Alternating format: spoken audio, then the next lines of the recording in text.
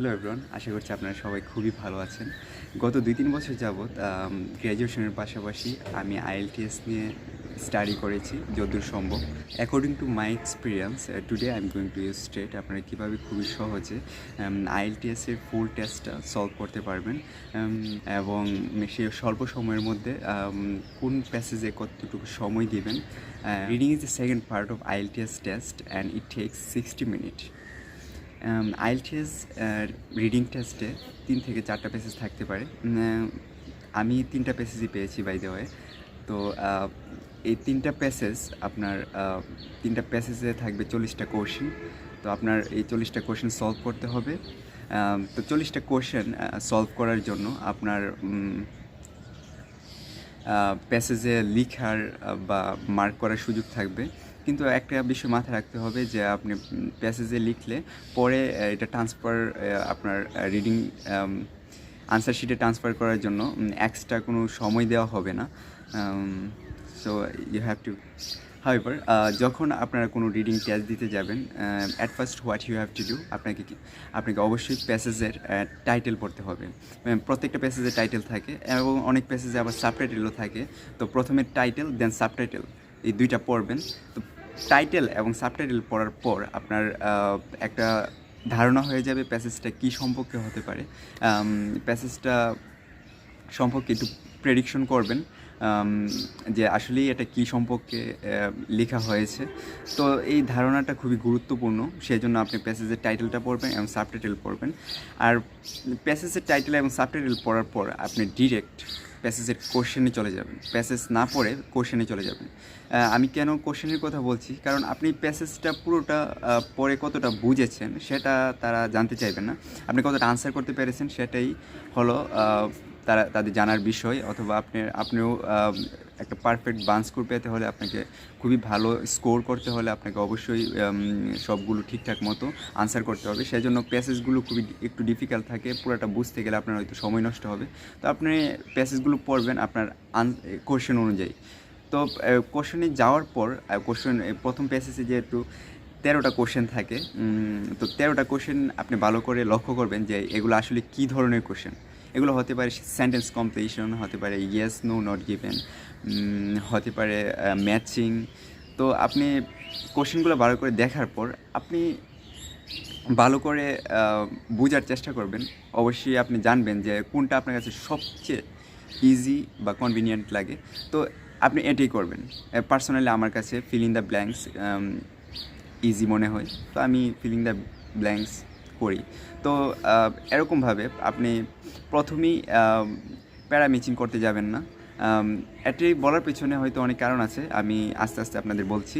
তো কারণ আপনার যে সিরিয়াল বাই সিরিয়াল করতে হবে তার কোনো বাধ্যবাধকতা নেই। আপনি চাইলে সিরিয়াল বাই সিরিয়াল করতে পারেন, অথবা আপনি খুবই ইজিভাবে আপনি প্রথমে যেগুলো ইজি মনে হয় এগুলো করবেন, তারপর আস্তে আস্তে হার্ড এর দিকে যাবেন। এক্ষেত্রে আপনাকে কোশ্চেনগুলো ভালো করে পড়ে নিতে হবে। আর ফার্স্ট প্যাসেজটা যেহেতু তুলনামূলকভাবে 2টা প্যাসেজ থেকে একটু ইজি থাকে, তো আপনি ফার্স্ট প্যাসেজে 15 মিনিট সময় নেবেন। তো 15 মিনিটের ভিতরে আপনি পুরোটা 13টা কোশ্চেন সলভ করবেন এবং ইমিডিয়েটলি 2-3 মিনিটের ভিতরে আপনার টেস্টে আনসার শিটে আনসারগুলো তুলে নেবেন। কিছু কিছু কোশ্চেন আছে যেগুলো করতে হলে আপনাকে প্যাসেজটি ডিপলি বুঝতে হবে, যেমন which passage contains this information অথবা লিস্ট অফ হেডিং। এই কোশ্চেনগুলো থাকলে আপনাকে প্যাসেজটা খুবই ভালোভাবে ডিপলি বুঝতে হবে। সেই জন্য এগুলো লাস্টে আনসার করেই বেস্ট। প্রথমে আনসার করলে কী হবে, আপনি যদি প্রথমে সাপোজ আপনার প্যাসেজের প্রথম 5টা কোশ্চেনে হলো which passage contains this information. তো আপনি প্রথমে এই 5টা যদি আনসার করতে চান, হতে পারে আপনার ব্রেইন ড্রেন হতে পারে, আপনার পরের যে ইজিয়েস্ট কোশ্চেনগুলো আছে এগুলা আপনি আনসার করতে পারবেন না। আর প্রথমে এগুলো আনসার করতে গেলে আপনি নার্ভাস হয়ে যেতে পারেন, কিংবা আপনি ডিসঅ্যাপয়েন্টেড হতে পারেন। এভাবে যখন প্যাসেজ 1 শেষ হয়ে যাবে, immediately as I mentioned that immediately আপনার আনসারগুলো রিডিং আনসার শিটে নোট করে নিতে হবে। অনেক স্টুডেন্ট আছে যারা প্যাসেজ থেকে তারা আনসারগুলো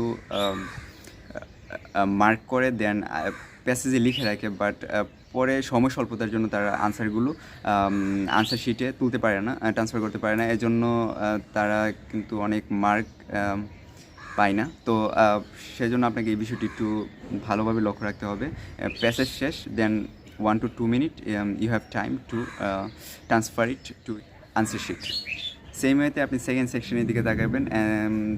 সেকেন্ড সেকশনে প্রথমে টাইটেল পড়বেন, দেন সাবটাইটেল। টাইটেল আর সাবটাইটেলটা আমার আজ গাইড থেকে আমি আপনাদের দেখিয়ে দিচ্ছি। এটা হলো passage title, the Dover bronze age boat. The Dover bronze age boat হলো এটার টাইটেল, যেটা সবসময় বোল্ড হেডিংয়ে লেখা থাকে।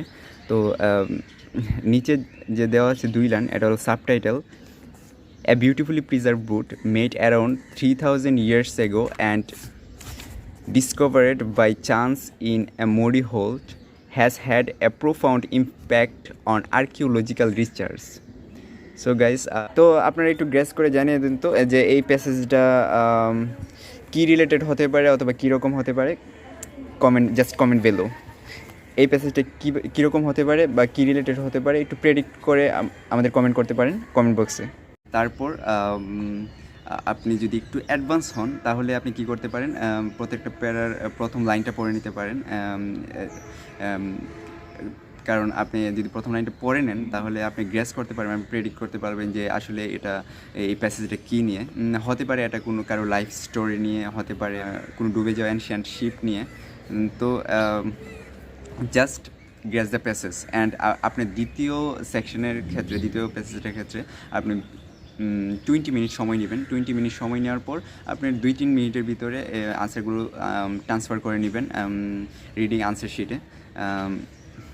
That's all. তারপর আপনি সেকশন 3-তে চলে যাবেন। সেকশন 3-তে যাওয়ার পর সেম ওয়েতে টাইটেল পড়বেন, সাবটাইটেল পড়বেন অ্যান্ড দেন আপনি কোশ্চেনে চলে যাবেন। এক্ষেত্রে একটা ক্রুশিয়াল টিপস হলো, আপনার প্রথমে যদি লিস্ট অফ হেডিং থাকে তাহলে আপনি লিস্ট অফ হেডিং না পড়ে প্রথমে বাকি যে কোশ্চেন্সগুলো আছে এগুলো পড়ে নেবেন। এগুলো পড়ে যখন আপনি list of heading find out করতে যাবেন তখন আপনি হতে পারে বাকি কোশ্চেনগুলো হতে পারে মাল্টিপল চয়েস, হতে পারে ফিল ইন দ্য ব্ল্যাঙ্কস, হতে পারে লিস্ট অফ পিপল। তো এরকম কোশ্চেন থাকলে আপনি হতে পারে এগুলো পেয়ে যেতে পারেন যখন আপনি লিস্ট অফ হেডিং খুঁজতে যাচ্ছেন। তো এগুলো একটু মাথায় রাখলে আপনার কিন্তু সময়টা বেঁচে যাবে এবং আপনি খুবই জলদি এগুলো আনসারগুলো বের করে নিতে পারবেন। তো আপনার রেস্ট অফ দ্য টাইম এই সেকশন 3 যে প্যাসেজ আছে এটা দিয়ে দিবেন, because compared to passage 1 and 2 passage 3 is quite difficult। তাই passage 3-তে বাকি সময়টা রাখবেন এবং আনসারগুলো খুবই সুন্দরভাবে ট্রান্সফার করবেন। এবং এক্ষেত্রে আপনার কিছু ফিল ইন দ্য ব্ল্যাঙ্কসে